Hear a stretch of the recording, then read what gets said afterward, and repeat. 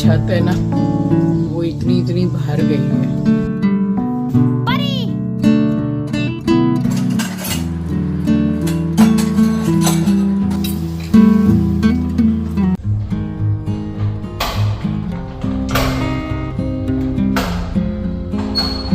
अपने हाथ से लिफ्ट खोल लेता है ये। गेट खोलो खोलो, चलो खोलो खोलो खोलो। खोलो, वेट कर रहा है कि भाई कोई खोल दे, वैसे खोल के भाग जाता है। रुको,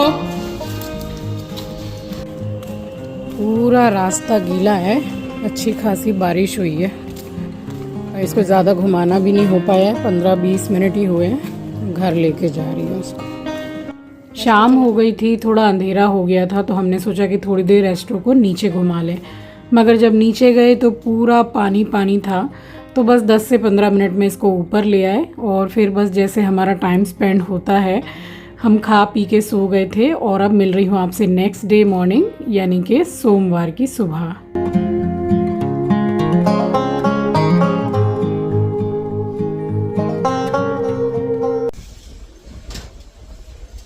सारी रात से बारिश हो रही है, हवा भी अच्छी चल रही है। सामने वाली छत है ना, वो इतनी भर गई है। मतलब सारी रात से टिपिर टिपिर बारिश हो रही है। कब से सो के उठ के मैं पानी वगैरह पी के योगा करके आराम से बैठी हुई हूँ। अब जाऊंगी नहाने के लिए। स्वागत करती हूँ आप सभी का आपके अपने चैनल द लाइफस्टाइल टेल्स में। आप अपना इतना कीमती वक्त निकाल कर मुझसे मिलने आते हैं, व्लॉग देखने आते हैं, उसके लिए आप सभी का दिल से आभार प्रकट करती हूँ। सो नहाना हो गया और एक भी कपड़ा इस दिन धोया नहीं था। मतलब नहाते वक्त जो धोती हूँ वो नहीं धोया था। और ये वाली मैंने 1 पीस पहन ली है गाउन, तो ये सब काफ़ी कंफर्टेबल है। आप सभी को सुबह की राम राम जी, सुप्रभात, गुड मॉर्निंग। तो मैं बात कर रही थी कि ये सब काफ़ी कंफर्टेबल है और जब से लिया है हर 2-3 दिन के बाद मैं पहनती ही रहती हूँ। हर हर शिव ओंकारा, ब्रह्मा विष्णु सदा शिव, ब्रह्मा विष्णु सदा शिव, हरिहर ओम जय शिव ओंकारा। सो पूजा यहाँ हो गई थी संपन्न और मंदिर का घी ख़त्म हो गया था, यानी कि एकदम ज़रा सा रह गया था। तो बस 1 किलो के करीब मैंने मंगा लिया है और उसको फुल करके रख रही हूँ। और साथ ही मैंने सारा सामान भी चेक किया है, जो कि मैं जैसे सावन लगने ही वाला है, 6-7 दिन ही बाकी हैं, तो पंचामृत अभिषेक है, तो उसके लिए मुझे क्या क्या सामान लगेगा। फिर ऐसा मैं काम नहीं रखती हूँ बाद का कि मुझे जैसे बार बार बाज़ार जाके सामान लाना पड़े, तो सारा सामान ही मैं इकट्ठा पूरा स्टोर कर लेती हूँ। और घी वगैरह सब कुछ भर के रखने के बाद में फिर मैंने नाश्ता किया है और अब मैं आई हूँ किचन में। तो ये जो पचमेल दाल होती है, इसमें 5 दाल मिक्स होती है, तो इसकी पैकेट भी आती है, तो वही मैं बड़े बाज़ार से लाई थी। तो आज यही बना रही हूँ। अच्छी तरह से इसको धो लिया है मैंने और कुकर में डाल दिया है और साथ में ही हिसाब से मैंने पानी डाला है। फ़िलहाल मैं इसमें डाल रही हूँ हल्दी पाउडर और हिसाब से डाल रही हूँ नमक, और हरी मिर्ची 2 से 3 डाली है मैंने, और साथ में ½ टीस्पून के करीब डाला है कश्मीरी लाल मिर्ची पाउडर। तो इससे टेस्ट और कलर दोनों ही अच्छा आता है। और मीडियम गैस पर मैंने इसमें 4 सीटियाँ लगा ली थी, बट मैंने ध्यान नहीं दिया कि पैकेट में इसमें मतलब राजमा की दाल भी है इसमें, तो राजमा तो बहुत देर से गलता है। तो फिर बाद में मैं आपको टिप देती हूँ कि अगर नहीं गला तो कैसे जल्दी गल जाएगा।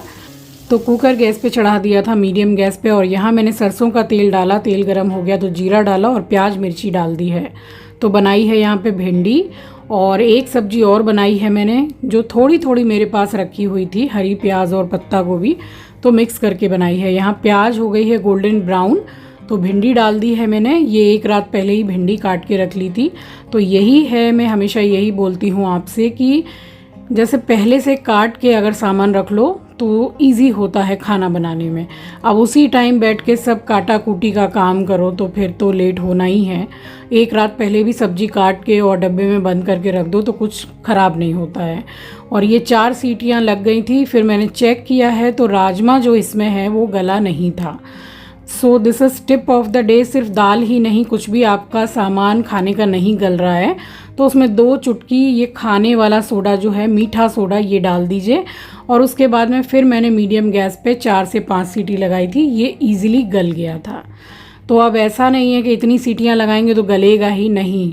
राजमा बिना अगर भिगोए बनाया जाता है तो फिर उसमें 20 सीटियां भी लगा लो तो अच्छी तरीके से नहीं गलता है, बहुत मेहनत करनी पड़ती है गलाने के लिए। और इस तरीके से डाल दो मीठा सोडा तो खाने का सामान बहुत जल्दी गल जाता है।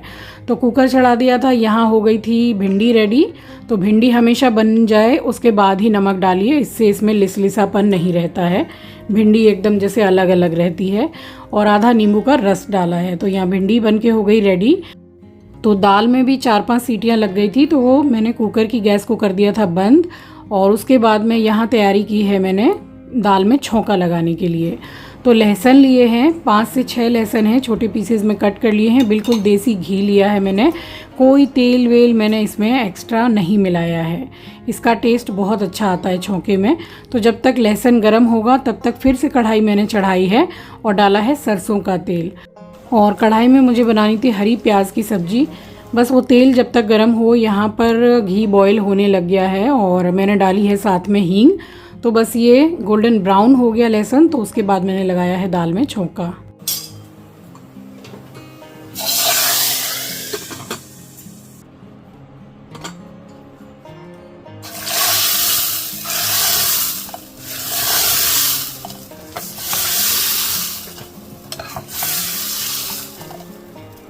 तो ये वाली दाल इस तरीके से ट्राई करके देखिएगा, बहुत ही अच्छी बनती है। और स्पेशली इसमें जो टेस्ट है वो जो इसमें काली वाली उड़द की दाल है उसका टेस्ट बहुत अच्छा आता है।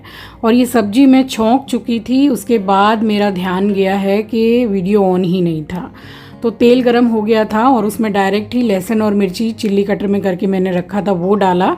और साथ में ही सारी सब्जियां डाल दी है, हरी प्याज है, आलू है, पत्ता गोभी है, ऊपर से 2 टमाटर को मैंने थोड़े बड़े बड़े टुकड़े में करके डाल दिया था, हल्दी और नमक ढक दिया था। उसके बाद में कम से कम 10 मिनट के बाद में मैंने कढ़ाई का ढक्कन खोला है।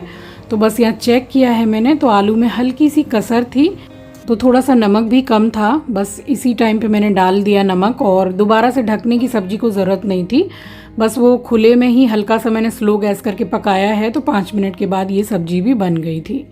तो ये था हमारा लंच। दाल थी, पंच मसाली दाल भी बोलते हैं इसको, और हम लोग पचमेल दाल भी बोलते हैं। बस घर में जो मिक्स करके 5 तरीके की दाल बनाते हैं हम लोग, मैं उसमें राजमा नहीं डालती हूँ, इसमें राजमा मिक्स आया है। तो बस इसीलिए थोड़ी सीटियाँ ज़्यादा लगाई हैं, मगर दाल बिल्कुल गज़ब की बनी थी, बड़ी बढ़िया। तो पचमेल दाल बनी थी, आलू, हरी प्याज, पत्ता गोभी, टमाटर की सब्जी, भिंडी की भुजिया, चावल, रोटी। तो ये था हमारा लंच। और ये सब खाना मुझे बड़ा सेटिस्फाइंग लगता है, बहुत अच्छा लगता है मुझे। स्पेशली दाल चावल जिस प्लेट में रहे वो मेरे लिए फेवरेट थाली होती है।